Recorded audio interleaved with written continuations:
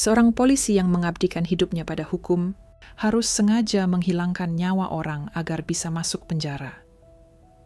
Bukan untuk melarikan diri, bukan untuk bersembunyi, tapi untuk membalas dendam kepada satu orang yang menjadikan penjara sebagai kerajaannya. Di tempat di mana hukum tidak berlaku, di mana sipir bisa lebih kejam dari narapidana, dan satu kesalahan kecil berarti mati tanpa nama. Inilah kisah tentang seorang pria yang turun ke neraka dengan satu tujuan, membunuh iblis dari dalam singgasananya sendiri. Film ini berjudul Vendetta 2015. Dan ini bukan sekadar cerita balas dendam, ini adalah perang satu orang melawan sistem yang busuk. Malam itu, kota diselimuti hujan yang jatuh tanpa irama, seperti doa-doa yang tak pernah dijawab. Lampu-lampu gudang di kawasan pelabuhan memantulkan cahaya pucat, menjadi saksi bisu perputaran bisnis gelap yang telah lama menggerogoti kota ini. Di balik pintu baja gudang itu berdiri dua detektif. Yang pertama bernama Mason Danvers. Wajahnya keras, rahangnya tegang, sorot matanya menyimpan lelah seorang polisi yang terlalu sering melihat keadilan dikubur hidup-hidup. Di sampingnya ada Joel Gaynor, partner sekaligus sahabatnya. Joel masih percaya pada prosedur, masih yakin bahwa hukum, meski pincang, tetap lebih baik daripada kekacauan. Pada malam itu, target mereka adalah Victor Abbott, nama yang membuat para bandar tunduk, para hakim diam, dan para saksi menghilang. Begitu pintu gudang dibuka, firasat buruk Mason terbukti. Tempat itu bukan jebakan, melainkan arena. Griffin Abbott, adik Victor, sudah menunggu. Tanpa banyak kata, peluru pertama dilepaskan. Suara tembakan memecah malam, bergema di dinding baja. Joel terdesak, lengannya terkena serpihan, namun Mason bergerak cepat. Mereka bertarung jarak dekat. Tubuh saling menghantam, saling menekan, napas bercampur amarah. Akhirnya Griffin terjatuh. Borgol mengunci pergelangan tangannya.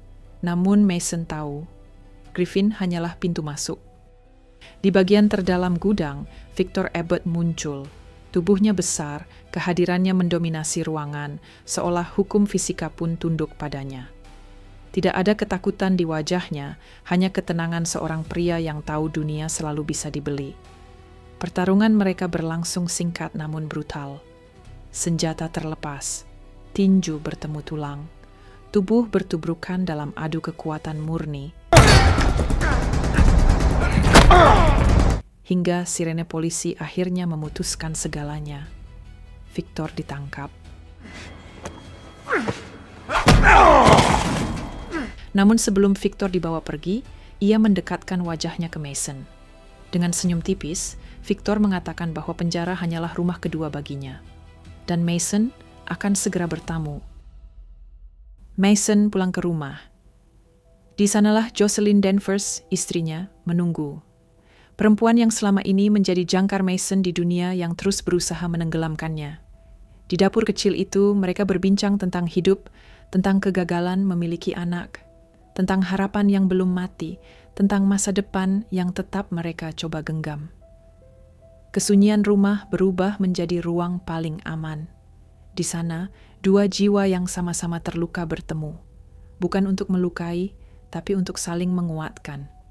Tubuh mereka saling mendekat, saling menekan, seolah ingin melawan dunia dengan keintiman terakhir yang mereka punya. Tak ada yang tahu bahwa itu adalah malam perpisahan.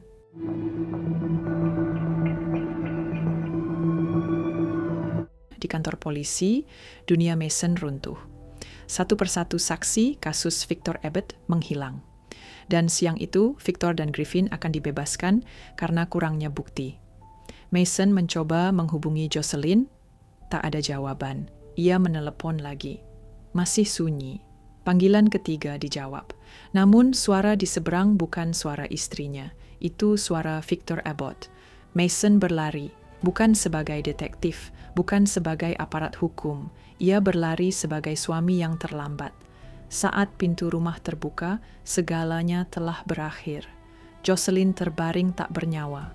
Tubuhnya dipenuhi bekas kekerasan, sebuah pesan dingin dan disengaja. Victor tidak hanya membunuh seorang wanita, ia membunuh dunia Mason. Put the gun down, all right? You put... Mason, listen to me. Hari-hari berikutnya, Mason berubah menjadi bayangan dirinya sendiri. Joel mencoba menariknya kembali, mengajaknya berburu, menjauh dari kota, menenangkan pikirannya. Mason setuju, namun yang ia buru bukan hewan. Di tengah hutan sunyi, Griffin Abbott menjadi target terakhirnya. Tak ada borgol, tak ada hak, hanya keputusan, satu peluru, satu nyawa, satu jalan menuju penjara.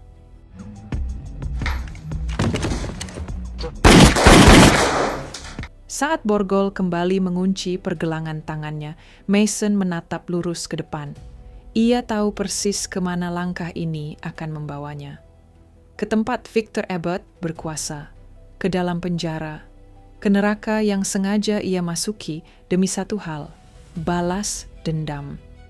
Gerbang penjara menutup di belakang Mason Danvers dengan suara dentuman besi yang terasa seperti palu terakhir di peti mati hidupnya. Dari titik itu, tidak ada lagi dunia luar. Tidak ada langit, tidak ada hujan, tidak ada kenangan selain yang menghantui.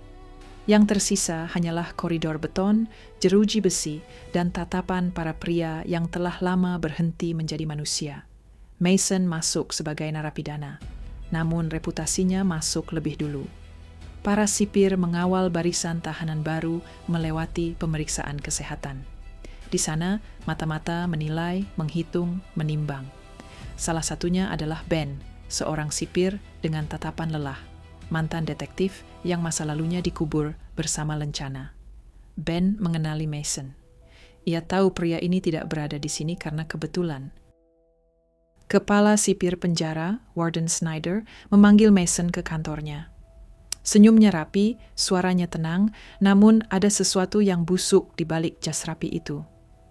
Snyder memperingatkan Mason bahwa penjara ini bukan tempat bagi mantan polisi. Banyak penghuni di dalamnya adalah orang-orang yang dulu ia jebloskan ke balik jeruji. Sebuah peringatan atau ancaman. But any press is good. With that, after all, I said I feel very fortunate to have you here. Tak lama setelah Mason ditempatkan di blok sel, ia merasakan denyut kekuasaan yang sesungguhnya. Victor Abbott. Di ruang makan, Victor duduk dikelilingi anak buahnya seperti raja di meja perjamuan. Tubuhnya yang besar menciptakan bayangan panjang, dan setiap narapidana di ruangan itu tahu satu hal, penjara ini milik Victor. Victor mendekati Mason. Ia berbicara pelan, hampir ramah, mengatakan bahwa Mason datang ke rumahnya tanpa undangan. Dan di rumah ini, tamu tidak hidup lama. Peringatan itu terbukti lebih cepat dari dugaan. Di area laundry, 3 narapidana, Marco dan 2 orang lainnya, menyerang Mason dari belakang.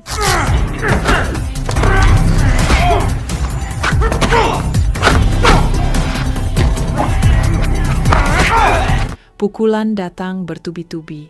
Tubuh Mason dihantam, ditekan ke lantai beton, seperti mangsa yang hendak dipatahkan sebelum disembelih. Namun Mason bertahan, bukan karena kuat, tapi karena ia sudah tidak peduli mati. Sipir datang memisahkan mereka, dan Mason ditinggalkan dengan tubuh lebam dan tulang nyeri. Di lapangan penjara, Ben menghampirinya. Dengan suara rendah, Ben mengungkap kebenaran yang lebih dalam. Victor bukan hanya bos, ia adalah sistem. Drexel mengatur distribusi obat-obat terlarang. Booker mengelola aliran uang dan koneksi luar. Narapidana lain hanyalah bidak. Namun Ben juga mengatakan satu hal penting.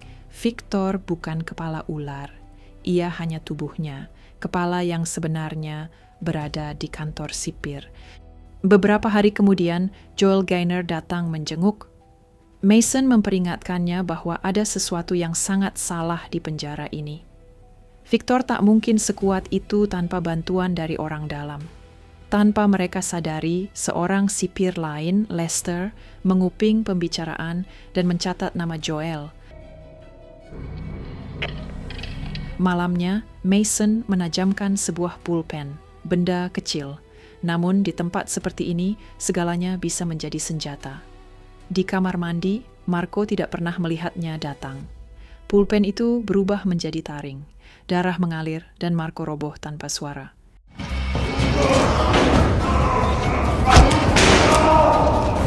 Narapidana kedua menyusul tak lama kemudian. Sunyi, cepat, mematikan.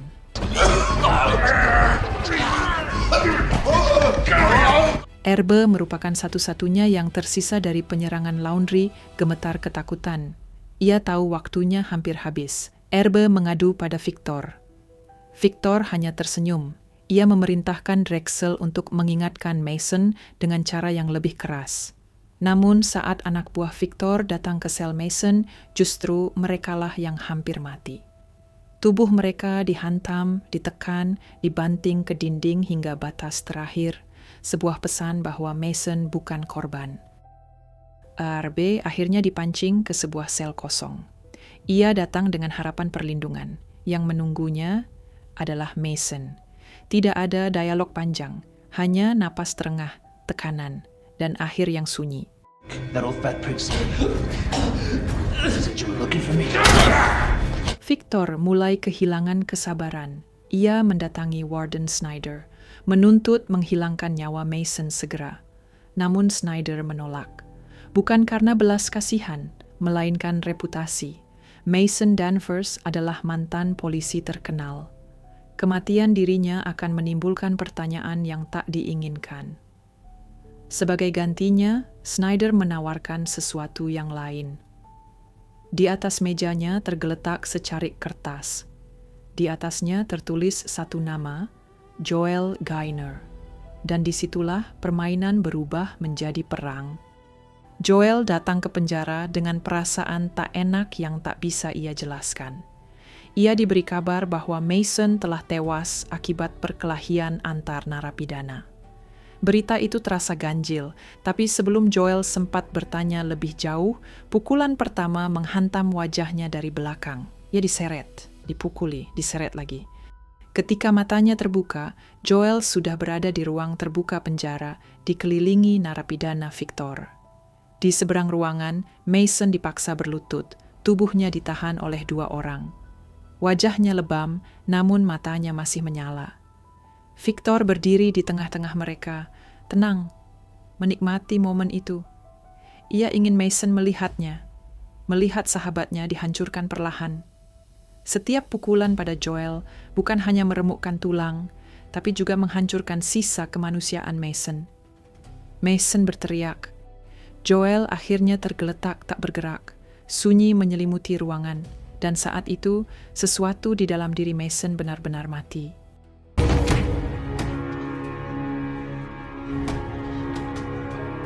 Malamnya, Warden Snyder memanggil Mason ke kantornya.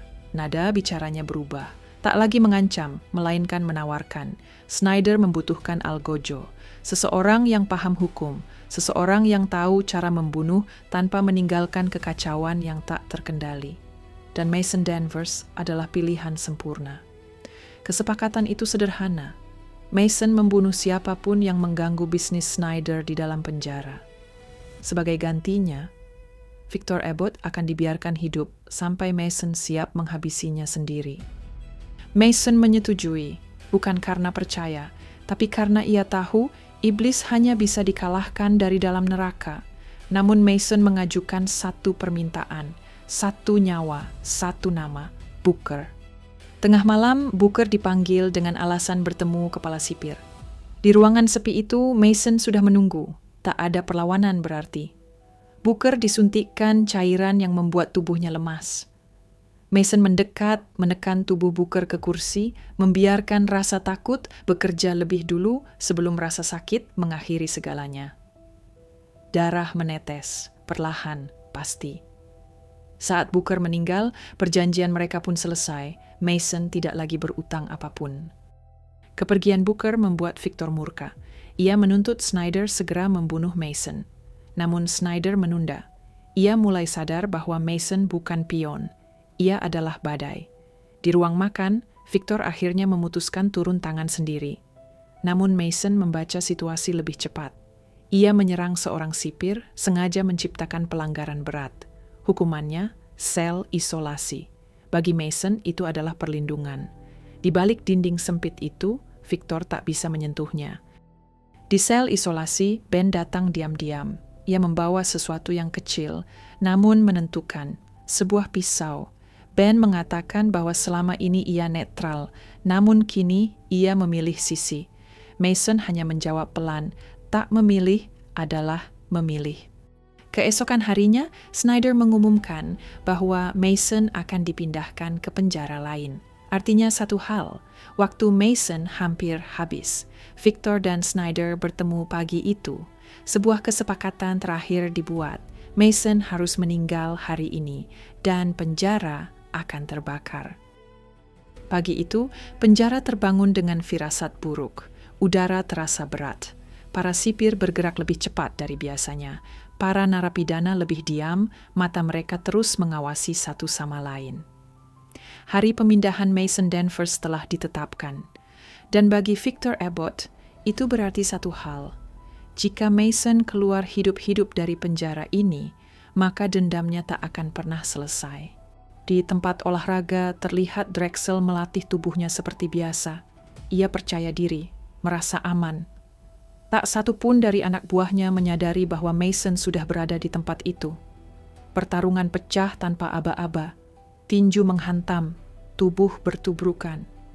Dua anak buah Drexel ikut campur, namun Mason bergerak dengan keganasan yang lahir dari kehilangan. Satu persatu mereka jatuh, tubuh ditekan ke lantai, napas mereka habis sebelum sempat meminta ampun. Drexel berlari, naik, menuju atap. Di atas sana, angin berhembus kencang, seolah ikut menyaksikan akhir segalanya. Mason memojokkan Drexel di tepi gedung. Tak ada negosiasi. Dengan satu dorongan terakhir, Drexel terlempar ke bawah. Tepat menimpa sipir Will yang sedang berjaga. 2 nyawa, 1 jatuh. Kematian itu memicu kekacauan. Narapidana merebut senjata. Lapangan berubah menjadi medan perang. Sirene meraung, namun tak ada yang benar-benar mengendalikan situasi. Mason bergerak menuju kantor Warden Snyder. Ia menyampaikan satu kalimat dingin. Semua ini terjadi karena Snyder. Namun di lapangan utama, Victor telah menunggu. Dengan senjata di tangannya, ia menembak tanpa pandang arah. Peluru menghantam siapa saja, narapidana, sipir, semua sama di matanya. Akhirnya, Mason dan Victor berhadapan. Tak ada lagi penghalang, tak ada lagi sistem, hanya 2 pria yang telah kehilangan segalanya. Mereka bertarung. Tubuh besar Victor menghantam Mason berkali-kali, menekan hingga batas terakhir. Tulang beradu, darah mengalir. Namun Mason bertahan, bukan karena kuat, melainkan karena ia sudah tidak takut mati.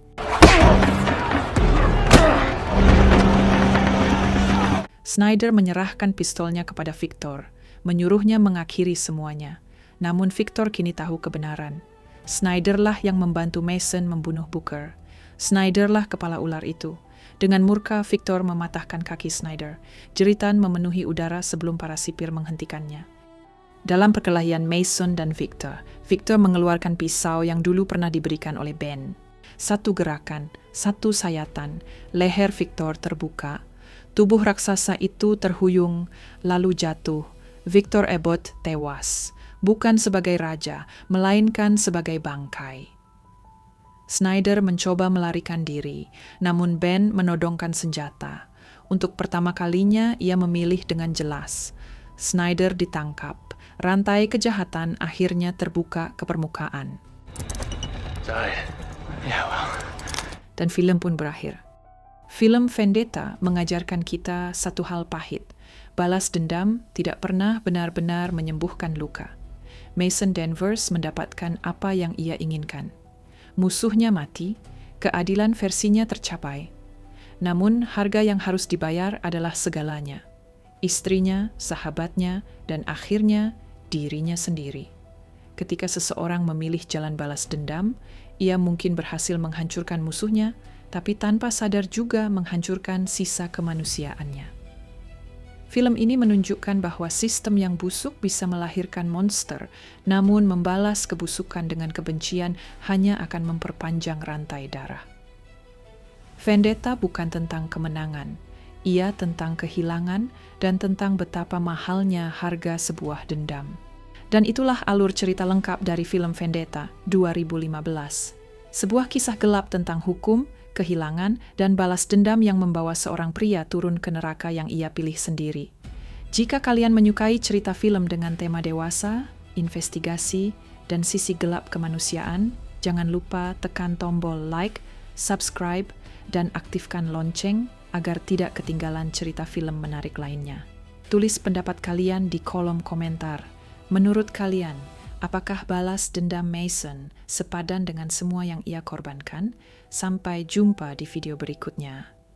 Tetap manis, tetap santai, dan tetap di es teh manis.